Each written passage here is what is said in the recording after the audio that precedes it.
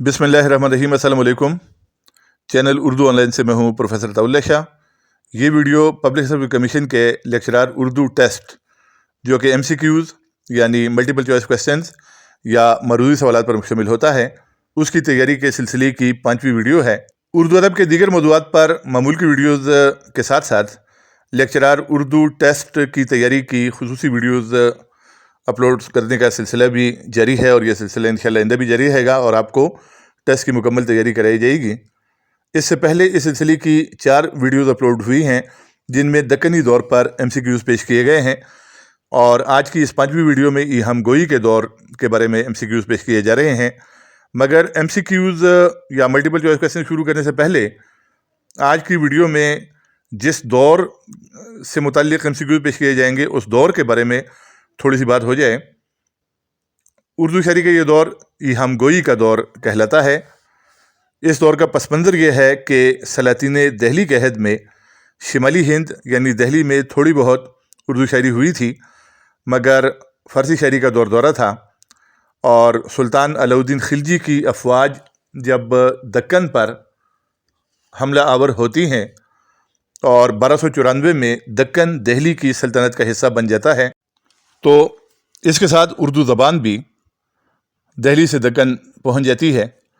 इसके बाद 1347 ईस्वी में दक्कन में बहमनी सल्तनत का अहद शुरू हो जाता है और इसी बहमनी अहद में दक्कन में उर्दू शायरी का बाकायदा आगाज़ हो जाता है और फिर बीजापुर की आदिल शाही सल्तनत और गोलकुंडा की कुतुब शाही सल्तनत के ज़माने में उर्दू शायरी को बहुत ज़्यादा फ़रोग़ हासिल होता है। उसके बाद सन 1700 ईस्वी में दक्कन ही के एक शायर वली दक्कनी दहली का सफ़र करते हैं और दहली वाले जब उनका कलाम सुनते हैं और देखते हैं तो दहली में भी बाकायदा उर्दू शायरी का आगाज़ हो जाता है और वो भी उर्दू शायरी शुरू कर देते हैं और दहली में उर्दू शायरी का बाकायदा आगाज़ वली दक्कनी की वजह से हो जाता है। और दहली में ये जो जिस ज़माने में उर्दू शायरी का बाकायदा आगाज़ हुआ, यही दौर कि जिस दौर में वली दक्कनी दहली आए और वली दक्कनी का कलाम दहली वालों ने देखा और दहली में उर्दू शायरी का बाकायदा आगाज़ हुआ, तो उर्दू शायरी का यह अव्वलीन दौर, ये पहला दौर जो बाकायदा दौर है दहली का, इसे ईहाम गोई का दौर कहा जाता है। अब इस दौर को ईहाम गोई का दौर क्यों कहते हैं, ईहाम गोई क्या है, ईहाम क्या है, तो उसकी थोड़ी सी वजाहत मैं करता हूँ। और वो ये है कि लफ्ज़ ईहाम जो है ये अरबी का लफ्ज़ है और ईहाम के मानी है शक में डालना या वहम में डालना।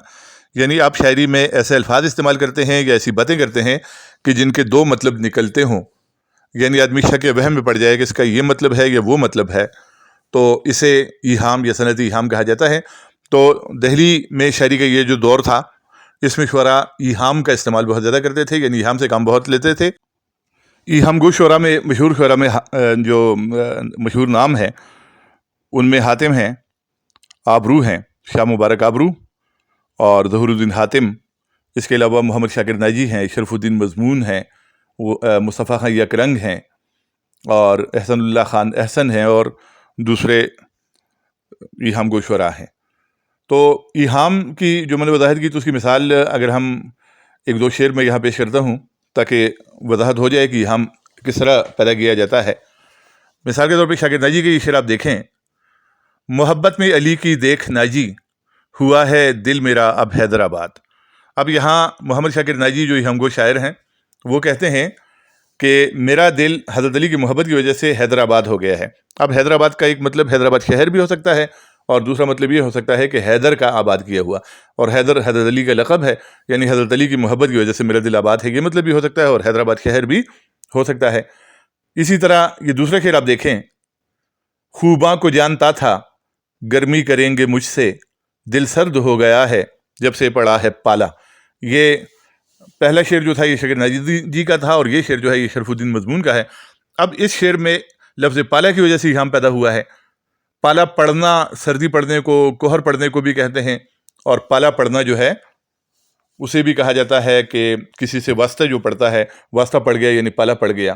तो चूँकि पहले मिसरे में गर्मी की बात है, दूसरे मिसरे में दिल सर्द होने की बात है और फिर उसके बाद पाला का लफ्ज़ है, तो सर्दी वाले पाला की तरफ भी जहन जाता है और पाला पड़ना यानी वास्ता पड़ना जो है ये भी इसका मतलब है।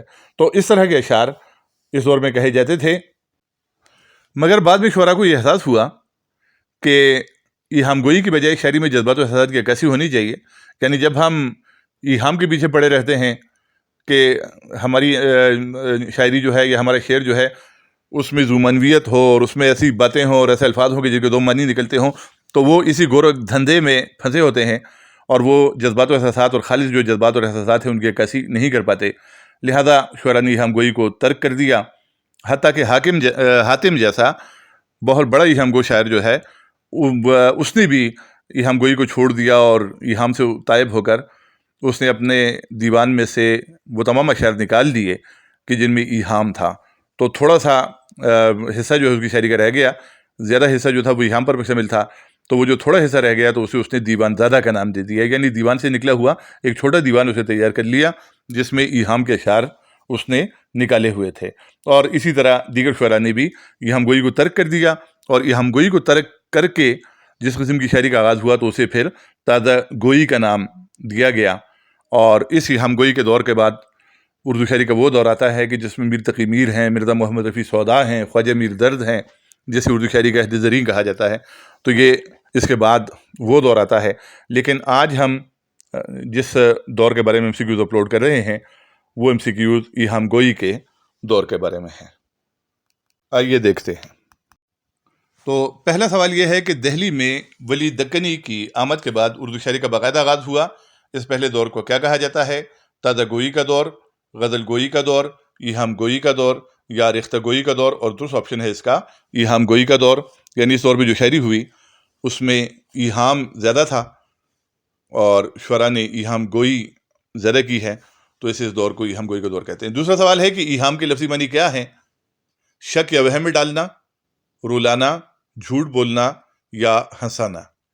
اور اس کا جو درست آپشن ہے یا درست جواب ہے وہ ہے شک یا وہم میں ڈالنا. ایہام سے مراد یہ ہے کہ شاعر شاعری میں ایسا لفظ استعمال کرے گا یا ایسی بات کرے گا کہ جس کے دو معنی نکلتے ہوں گے، ایک معنی قریب، ایک معنی بعید. دیوان زادہ کس شاعر نے مرتب کیا؟ حاتم، آبرو، میر یا درد نے. اور اس کا درست آپشن ہے حاتم. حاتم کا پورا نام جو تھا وہ ظہور الدین حاتم تھا. انہوں نے اپنے دیوان میں سے وہ اشعار نکال دیے کہ جن میں ایہام تھا، تو تھوڑی شاعری رہ گئی اور اسے انہوں نے دوبارہ دیوان زادہ کے نام سے مرتب کیا. آبرو کا اصل نام کیا تھا؟ ظہور الدین، شاہ مبارک، شرف الدین، محمد شاکر. اور اس کا درست جواب ہے شاہ مبارک آبرو. شاہ مبارک نام تھا، آبرو تخلص تھا. یہ ہم کو شاعر تھے، تو پورا نام ہوا شاہ مبارک آبرو.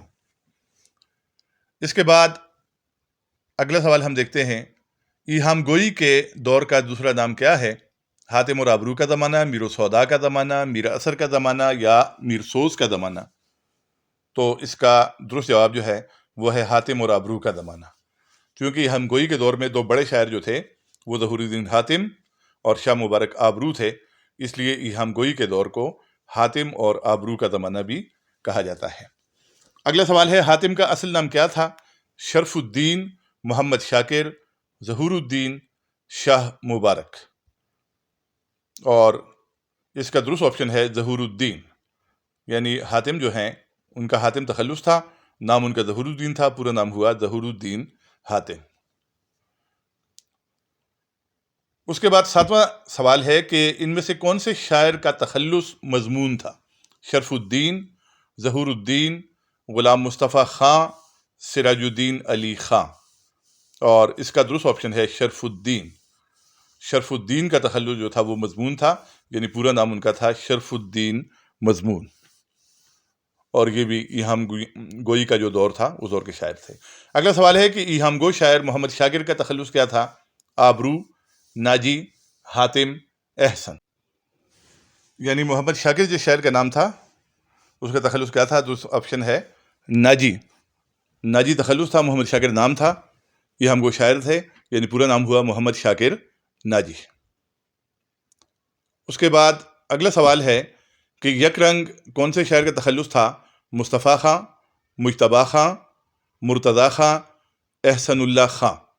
ان میں سے جس شاعر کا نام تخلص یک رنگ تھا ان کا نام تھا مصطفیٰ خان، یعنی پورا نام ان کا تھا مصطفیٰ خان یکرنگ، اور یہ بھی یہم گو شاعر تھے، یعنی اسی دور کے یہم گوئی کے دور کے شاعر تھے۔ اگلا سوال ہے، مشہور شاعر ماہر زبان اور لغت نویس سراج الدین علی خان کا تخلص کیا تھا؟ آبرو، حسرت، آرزو یا درد؟ تو درست جواب ہے، درست آپشن ہے آرزو۔ سراج الدین علی خان آرزو مشہور شاعر بھی تھے، انہوں نے لغت بھی مرتب کی، زبان اور لسانیات کے بھی ماہر تھے۔